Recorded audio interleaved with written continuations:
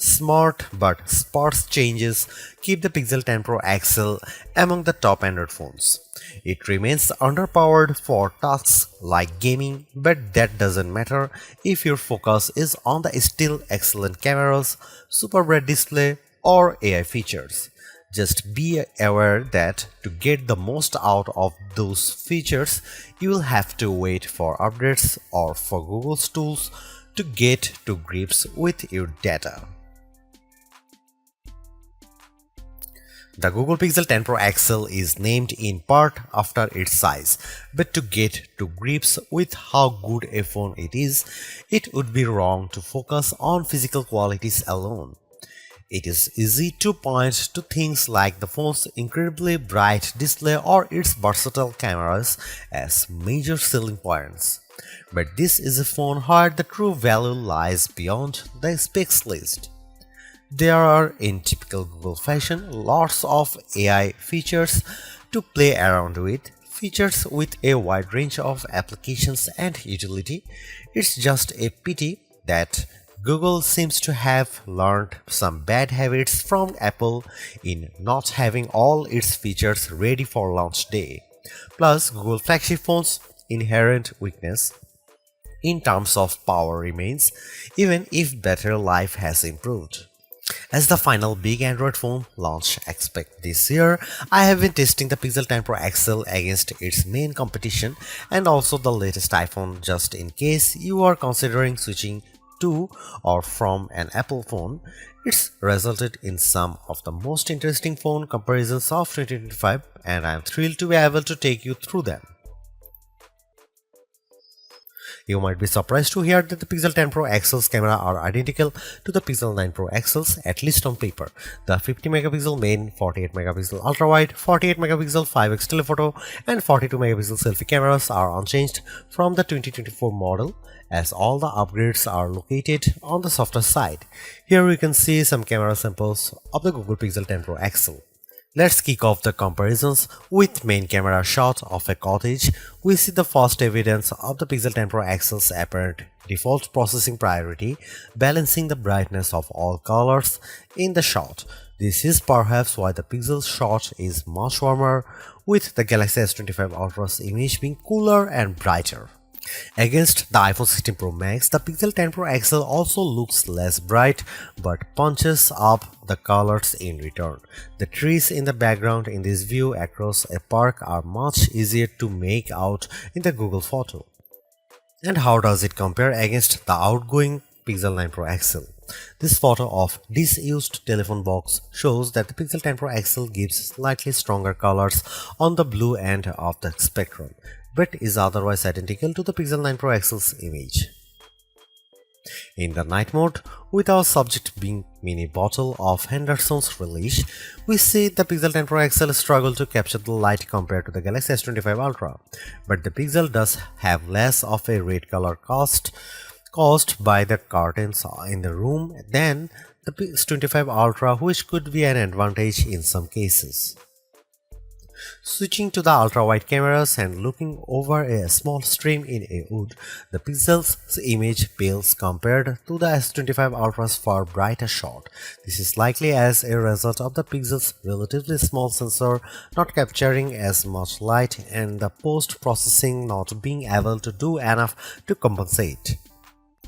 Macro mode also uses the ultra-wide sensor, comparing to the Pixel's effort against of the iPhone 16 Pro Max of a pink flower. The Pixel's shot is darker, again likely because of its small sensor, but the image still has good contrast as we can still make out the detail in the flower's center. The final rear camera on the Pixel we need to look at is the 5x telephoto camera, which I pointed at a breeze over a lake. The Pixel has tried to balance the mix of light and shade in the shot, resulting in an apparent lack of color compared to the S25 Ultra, while the Samsung's shot's richer color of the water is appealing. The breeze is blown out in return. The Pixel 10 Pro XL's telephoto camera offers up to 100x max magnification for the first time, except with the power of ProRes zoom. Images at the level are still legible, albeit potentially inaccurate, but let's start at a less extreme 50x. Zooming in on a milestone's curved lettering, it's already obvious that the Galaxy shot is noisier than the Pixels, but based on my own observation, the Pixel has over-smoothed the stone, removing some of the texture in an effort to clean up the shot. At 100x, this effect is even more noticeable. A stone that's been sitting outdoors for who knows how long is unlikely to be as smooth as the Pixel's shot would have you believe. But in terms of legibility, while both photos still show the lettering clearly, the Pixel shows them in crisper detail. When exporting the images, the Pixel 10 Pro XL conveniently gives you both your original ProRes zoom shot and the processed version, allowing some interesting comparisons. For instance, we have here a church window about 1000 feet away from where I was standing as I took the photo. It's an impressively sharp shot, but the Pixel's processing system seemed to have read the stone bars between the glass as wood, adding a vertical grain effect. While the detail of the brickwork has been impressively recovered, it shows a big limitation of these generative detail enhancing tools. It shows you what's likely to be there rather than what truly is there. Google enhanced some of the camera's associated features, such as making best take active automatically with enough photos and offering 50 megapixel resolution for portrait modes. But the all-new feature, and the one I spent the most time with, was Camera Coach, the new photography teaching tool that's accessible right from the viewfinder. This is currently in preview, so hopefully its powers will multiply in the future, but right now it's more of an interactive forming tool. It will detect what you are pointing the camera at, offer some suggested compositions, and then give you tips on which camera lens to use, where to stand, and how to position the subject. If you can, it's a fun, personalized way to learn. But there are so many more tools in the Pixel 10 Pro XL's toolbox. I hope more options or perhaps an advanced mode appear in future to help guide users to try even more, like switching between vertical and horizontal shots, setting a manual focus, or adjusting exposure.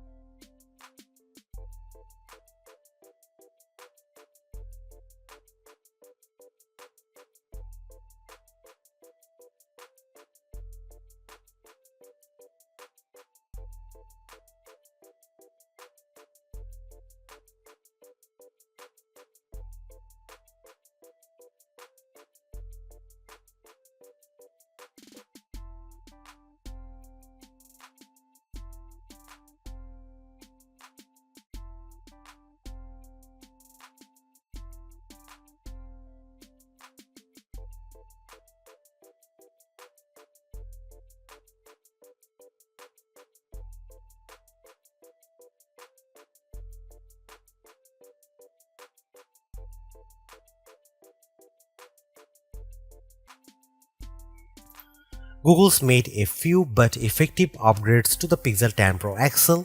It's a masterclass in efficiency, changing and improving just enough to stay amongst the top of the pack in the most areas. The display's brightness is unmatched, and the camera's ultra-wide perhaps aside offer a balanced, natural look that I can see a lot of people liking. It's unfortunate that the Pixel 10 series is still the lowest powered of the flagship phones on sale today and lags behind its main rivals on battery efficiency. Hopefully, access to Google's latest AI tools makes up for that for anyone who decides to take the plunge, although perhaps give it a couple of months if this is your primary reason. Hopefully, by then the seemingly incomplete Magic Q and the preview version of the camera coach will have been made whole. The Galaxy S25 Ultra may still be a better pick for you if you want more power and power efficiency from your phone. The Pixel 10 Pro may also be a better fit than the XL, considering you only sacrifice display size and battery life for a cheaper phone that's otherwise just as capable as its larger sibling. But the Pixel 10 Pro XL is the most capable and competitive of Google's latest batch of phones. If you are buying a phone right now and want best-in-class software combined with top-tier hardware, this Pixel is probably the one to pick.